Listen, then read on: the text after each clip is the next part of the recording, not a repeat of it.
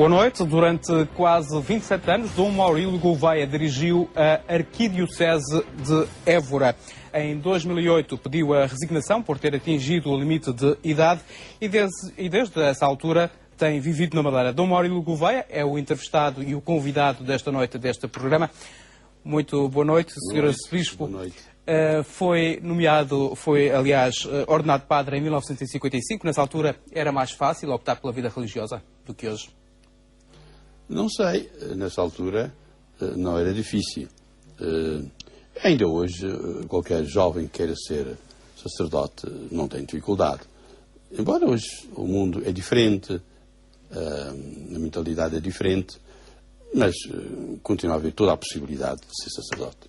Tem saudades de Évora? Algumas, não muitas, porque eu vivo lá, passo parte do ano lá, a minha residência oficial. Hoje é o seminário de Vila Viçosa, onde me arranjaram um apartamento e eu vivo lá. Portanto, não deixei a diocese, passo a maior parte do ano lá, mas os meses de inverno e os meses de verão, o calor e o frio do Alentejo não me fazem bem, portanto venho para a minha terra de origem.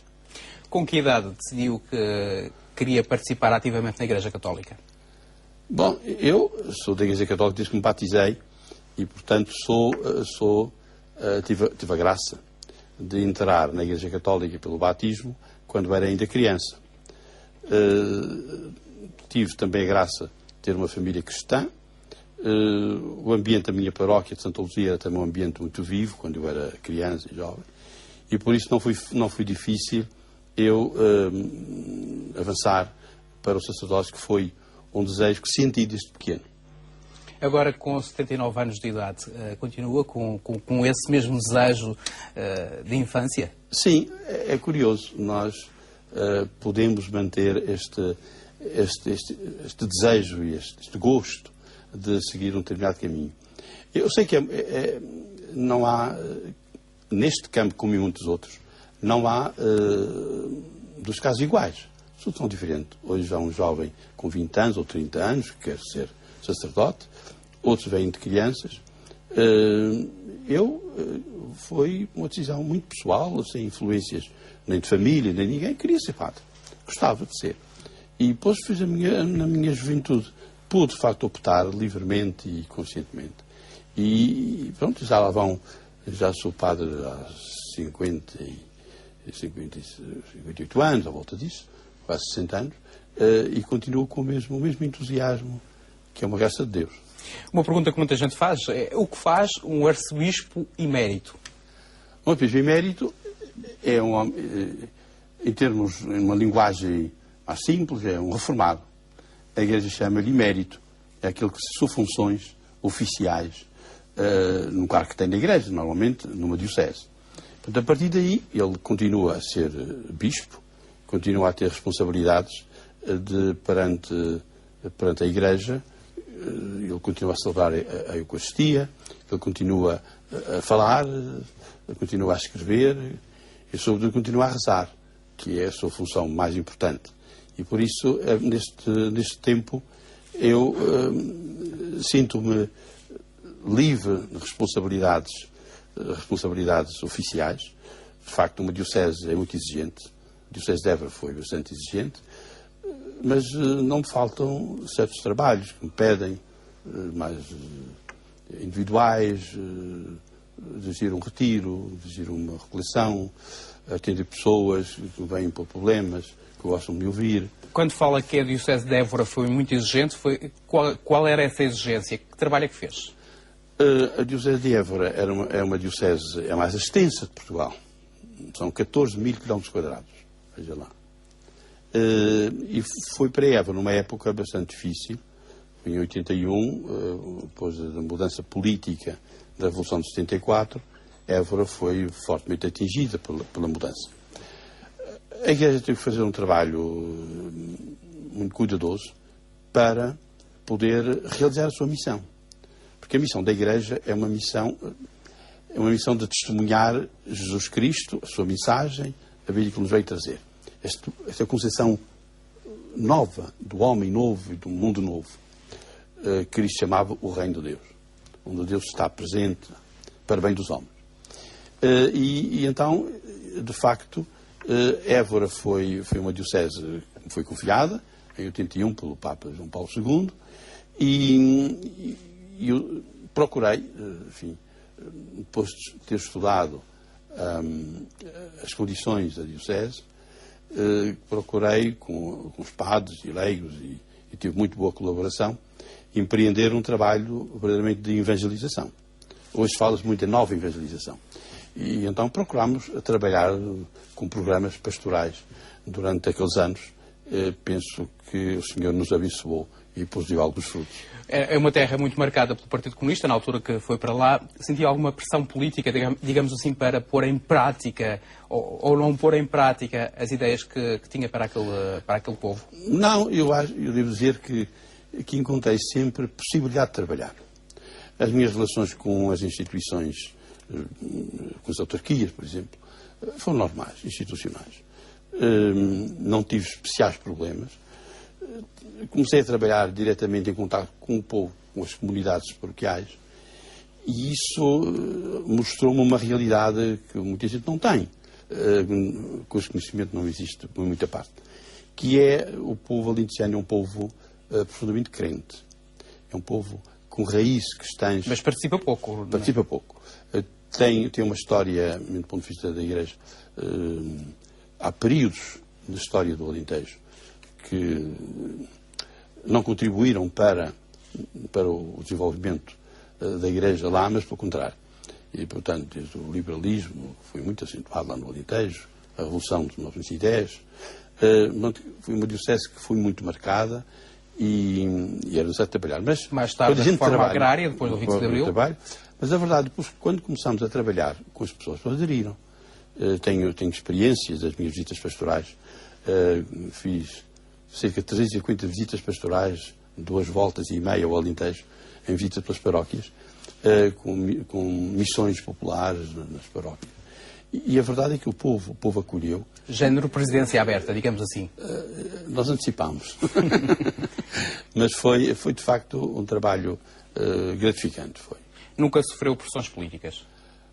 Não, porque eu entendo que também procurava manifestar claramente o que é que a Igreja deve fazer, qual é o papel da Igreja na sociedade. E quando nós definimos os termos, é mais fácil. Tive ocasiões e muitas vezes que eu colaboro, mas não sou dependente. A Igreja deve colaborar porque está ao serviço do homem. E a sociedade civil também está. O Estado está ao serviço, as autarquias ao serviço da pessoa humana. Portanto, cada um deve cumprir a sua parte. Mas não deve ser dependente. Nem é da oposição, nem faz parte do governo. Não é aliado. É uma entidade que está na sociedade e colabora para bem da própria sociedade. A Igreja deve ser independente em relação ao poder político. Exatamente, claramente. É um princípio fundamental. Passou vários anos fora da Madeira. A região teve durante muito tempo uma boa imagem na população continental. Agora, esta imagem parece ter-se deteriorado com a questão da dívida da Madeira. Qual é a sua percepção desta questão política e da imagem da Madeira?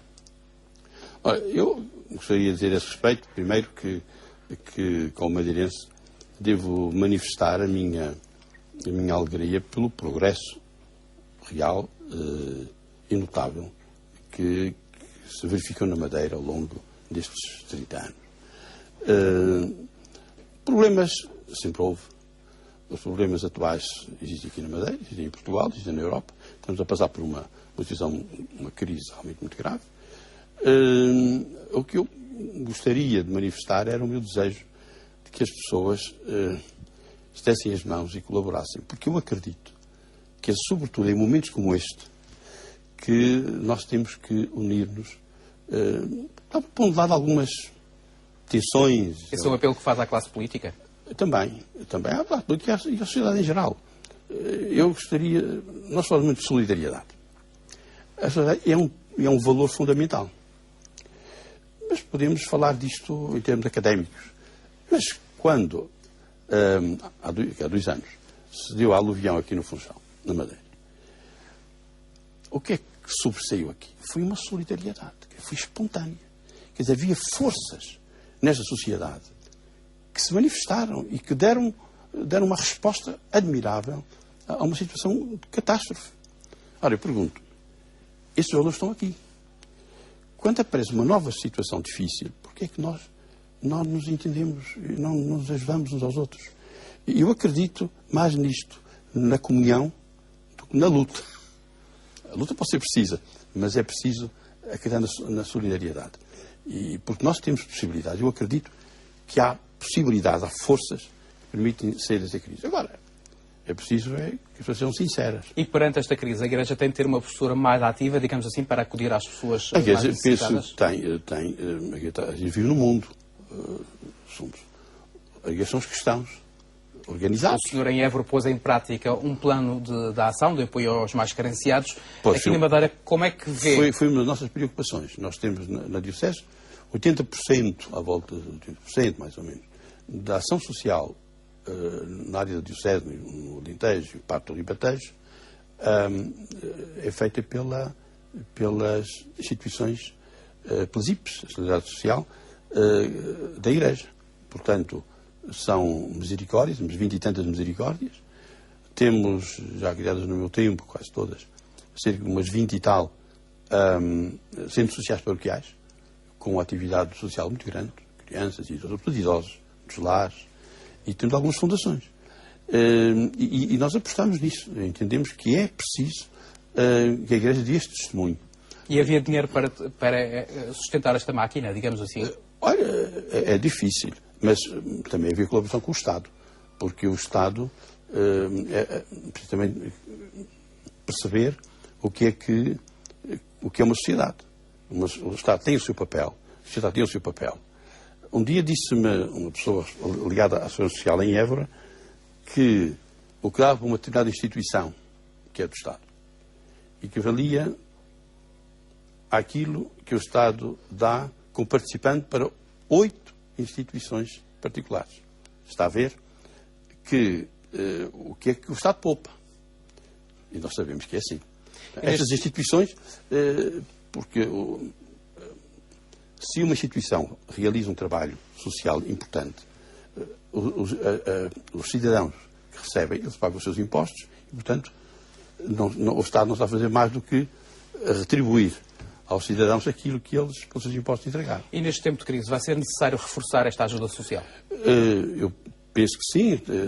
Temos ouvido frequentemente os responsáveis, mesmo nacionais, dizer, porque, de facto, neste momento, nós sentimos isso.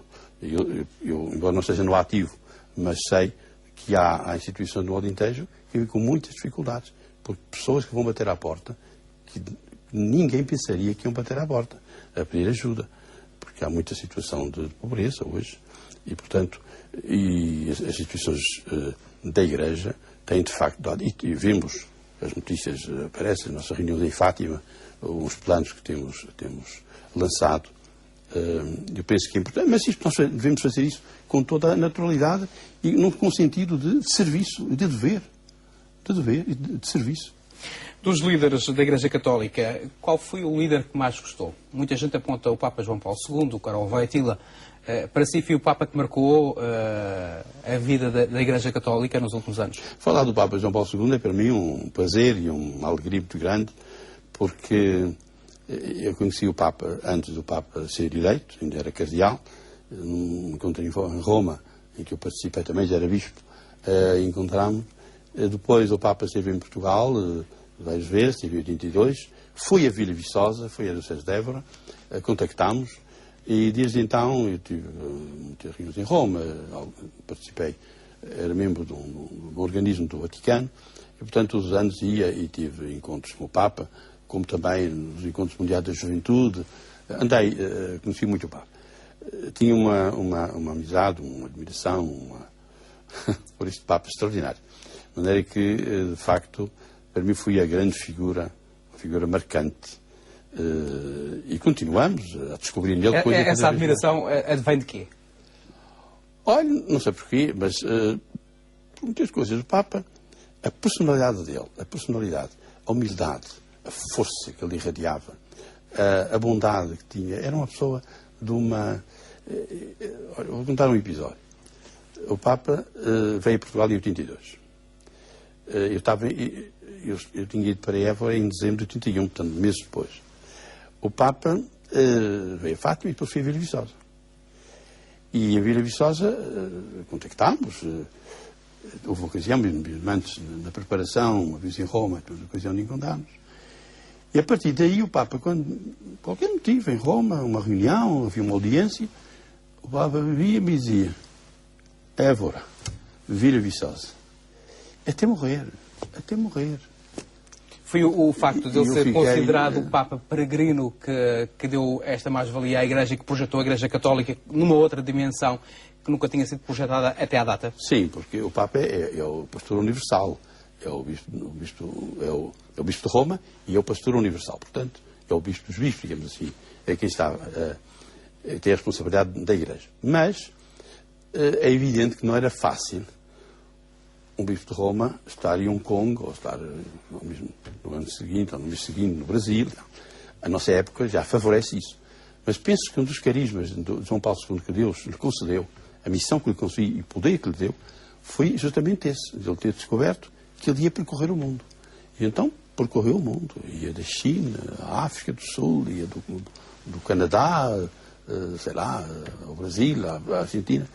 E foram centenas de viagens que o Papa fez. Eu tive a ocasião de estar, por exemplo, nas chamadas Jornadas Mundiais da Juventude. Só faltei a duas, o resto fui a todas. Fazia catequeses aos de língua portuguesa, portugueses, brasileiros, angolanos e tal. E estive sempre com o Papa. E vi o Papa. Era uma coisa impressionante. A forma como o Papa se inseria na cultura local, episódios de uma bondade e depois tinha um humor, sabia quase brincar com a juventude. Conquistava bem a juventude. Da juventude. E agora, uma vez eu recordo um episódio que me tocou muito, que me comoveu, foi na Polónia, em Częstochowa. Em 91, 1.300.000 jovens. Tinha caído o muro de Berlim pouco tempo antes. E o Papa João Paulo II estava ilustrado muito alto, com 1.300.000 jovens. E nisto, no meio dos cantares, aparece uma jovenzita, uma miúda, de 16 anos, que corre no palco, em direção ao Papa. Um oriental. Claro que os guardas ali correram imediatamente, agarraram a miúda, e foi um suspense. Ficou todo a olhar para o Papa. E o Papa não se tinha dado conta que ela correu do lado. E nessa altura o Papa estava assim. Quando se apercebeu do que parou. O Papa percebeu e logo. Porque tinha um medo, uma pessoa que corre para o Papa, sabe o que é que vai fazer. Sim. Uma questão de segurança. E o Papa disse. O guarda da miúda, ele correu, subiu aquela escadaria, foi ao pé dele, deu-lhe um abraço. O Papa deu-lhe um abraço. Foi um momento. Mas este Papa era isto. O Papa está aberto. Está... E a Igreja Católica tem conseguido, depois do Papa João Paulo II, cativar a juventude, como cativava até então? Olha, eu aí também deveria dizer o seguinte. De facto, não há das pessoas iguais, não há dos Papas iguais. Eu já conheci 6. Todos diferentes. Pio XII, João XXIII, o bom João XXIII. Conheci todos. Paulo VI, João Paulo I, João Paulo II e agora este. Este é diferente dos outros. O carisma deste Papa é um carisma, eu diria, do professor, do catequista, do homem que ensina, que escreve maravilhosamente, que é um grande teólogo e tem a vantagem e o condão e a graça de traduzir em linguagem simples questões muito difíceis. Ele sabe desfiar aquilo tudo muito bem. Este é, de facto, o homem. E a verdade é que vemos que ele já com 80 e tal anos consegue cativar as pessoas em Colónia, em Madrid este ano, quer dizer, em Roma. Não tem diminuído o número de jovens lá. Falamos do Papa Bento XVI, então, que disse há tempos que a maior perseguição à Igreja não vem dos inimigos de fora, mas nasce do pecado da Igreja. Isto a propósito dos escândalos de pedofilia. A Igreja tem muitos pecados? Tem pecado muito ao longo dos tempos? A Igreja tem pecados. Também, se ela não tivesse pecados, não era humana. não era humana. Ou seja, Cristo veio libertar o homem do mal, do pecado. Os cristãos, nós, eu, aqueles que são cristãos como eu, sabem que têm pecado, eu também tenho. E, portanto, a Igreja tem os seus pecados. O que Cristo veio foi ajudar a libertar-nos. E se nós o seguirmos, se realizarmos o que Ele nos propõe e usarmos as graças que Ele nos dá, que vêm da cruz, onde Ele deu a vida por nós, se fizermos isso, estamos melhores. E a Igreja não é pecadora, a Igreja é santa e pecadora. É pecadora, é santa porque tem essa capacidade de levar as pessoas a um caminho de santidade. Mas é também pecadora porque são as pessoas. Todos nós temos as nossas faltas. Também devo dizer, em abono da verdade, dizer o seguinte, que também às vezes se explora isso. Acha que houve um exagero da comunicação social? Meu Deus. Há 2 anos li esta notícia, e não vi desmentida, que na pedofilia o Observatório dos Estados Unidos detectou 260 mil casos no ano. E de sacerdotes, casos residuais quase não contavam no inquérito. Isto para dizer que às vezes explora-se uma coisa, não é necessário explorar tanto. Também no dia 13 de maio do ano passado, em Fátima, o Papa referiu-se à maternidade de Deus pela primeira vez. Foi praticamente uma novidade neste discurso em termos da Igreja Católica. Uma novidade no discurso habitual que costuma estar, normalmente este discurso costuma estar centrado na figura do pai, digamos assim. Como é que vê a questão do sacerdócio feminino? Acha que a Igreja está a caminhar para dar esse passo? Eu distinguiria várias coisas aí nessa questão. Quando se fala de que Deus, o feminino de Deus, queríamos dizer isto. Deus nem é nem masculino nem feminino. Deus é o Criador universal. Criou o homem e criou a mulher. Deus, portanto, e Ele, como Criador do homem e da mulher, foi Ele que colocou no coração do homem determinadas qualidades, determinados valores, determinadas sensibilidades. E no coração da mulher também. Portanto, o homem e a mulher completam-se. O Criador criou homem e mulher. E, portanto, podemos dizer que em Deus, e isto aparece na Bíblia frequentemente, sobretudo nos Salmos e nos Profetas, que muitas vezes fala quase da maternidade de Deus, do coração materno de Deus, a bondade. Aquilo que nós notamos na mãe, a qualidade, está em Deus também. E por isso, falar deste caráter feminino, materno de Deus, não é uma novidade, vem já dos tempos bíblicos. E a questão do sacerdócio feminino? É possível um dia virmos a ter mulheres padres? Não, isso está resolvido. Isso é um problema de interpretação. Há 20 séculos Cristo instituiu o sacerdócio masculino, não feminino. E durante 20 séculos foi sempre assim. A questão é atual, posto atualmente. Compete à Igreja interpretar a vontade de Jesus Cristo. E segundo os últimos documentos, porque o problema é posto agora e agora que a Igreja responde, e já com João Paulo II, há um documento doutrinal, supremo, digamos assim, no qual se exerce o supremo magistério do Papa, em que se diz que o Papa não tem poder para alterar aquilo que Cristo instituiu desta maneira e que se mantém durante 20 séculos. Mas o que for desligado na Terra será desligado no céu. Sim, mas isso é noutro sentido, não é nesse sentido. O Papa não pode fazer aquilo que Cristo não faria e não mandou fazer. O senhor foi padre em Machico. Como é que vê o caso do padre Martins Júnior, que ainda se arrasta, que se encontra suspenso ad divinis? Eu penso que tudo tem solução, aquele também tem solução.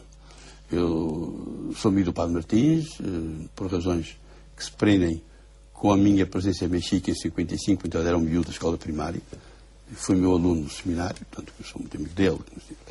Penso que o padre Martins deveria dar uma volta. Uma volta como?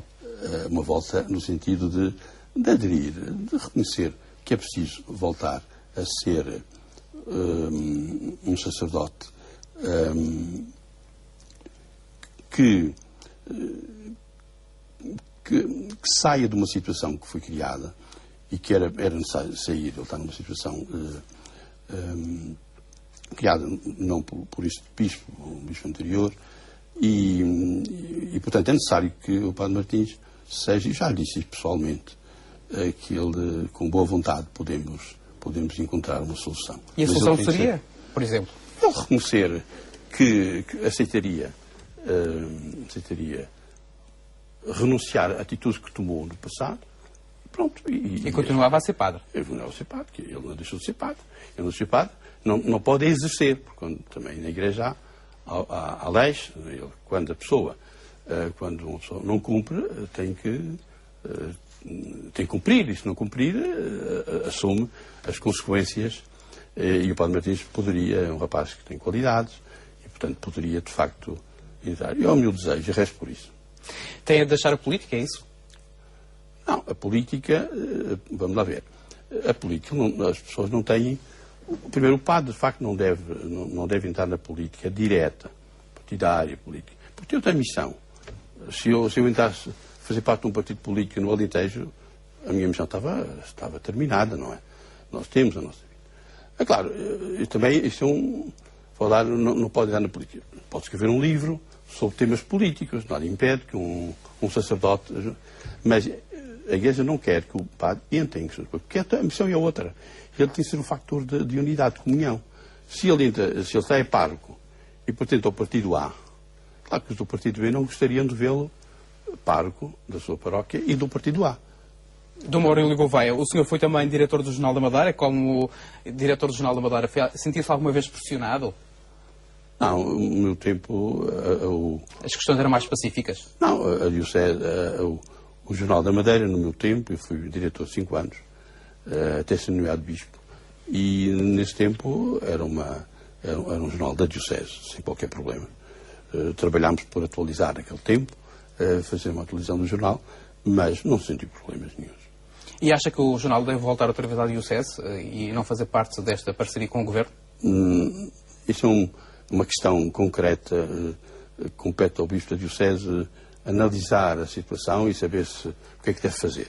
A mim não me competeria agora dar uma opinião em público sobre uma situação destas, porque é uma situação concreta. O Bispo não deve... Dom Maurílio, vai continuar a escrever livros e a pensar, a fazer as suas reflexões ao nível religioso? Sim, tenho alguns projetos em mente. Pode saber que projetos são esses? Tenho um livro que vai sair agora no próximo ano sobre as minhas visitas pastorais, mas isso é feito por um historiador lá em Évora, mas para a minha colaboração, naturalmente. E depois há mais dos livros que eu tenho assim em mente, e já estou a trabalhar um pouco para eles, sobre temas pastorais, que foi a minha área, temas pastorais, reflexão sobre temas atuais da Igreja, a minha experiência destes anos todos, diz-me que há coisas que a gente pode, de facto, melhorar e acentuar. E é esse o contributo que quer deixar à Igreja Católica? Eu devo-lhe muito à Igreja Católica, devo tudo, não é? De maneira que se eu puder ainda dar mais algum tributo, dou, vamos lá ver. Não sei, mas Deus é que sabe, está nas mãos dele. Pensa muito na morte, digamos assim? Penso na morte. E peço a Deus a graça de caminhar para a morte com serenidade e até com alegria. Gostava de caminhar para a morte. Porque a fé que Deus me deu, que eu tenho, diz-me que a minha vida, e a vida de qualquer pessoa, a minha vida, não termina na morte. A vida é uma passagem? Este é um início. E é breve e é curto. E depois tem uma eternidade.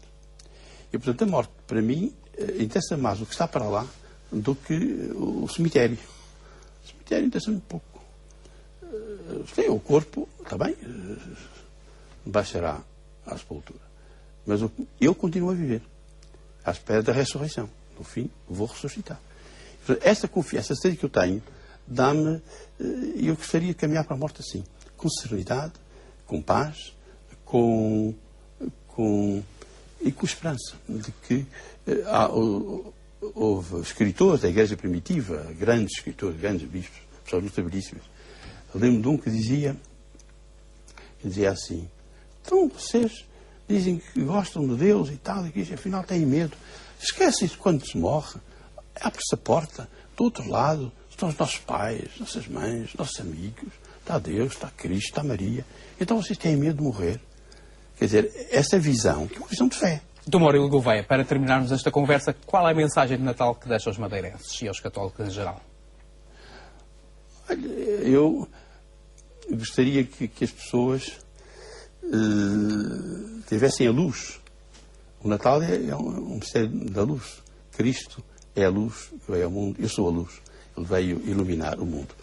Gostava que as pessoas todas tivessem a graça de encontrar ou de reencontrar esta luz que irradia do presépio.